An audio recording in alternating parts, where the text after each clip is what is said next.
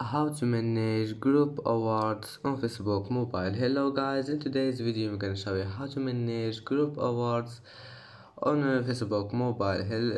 First thing you're gonna do is go to Facebook and then click these three lines here in the top corner and go down until you find settings and privacy, and then click settings. And now just go down here, you will find activity log, and go down, click groups, communities, events and reels,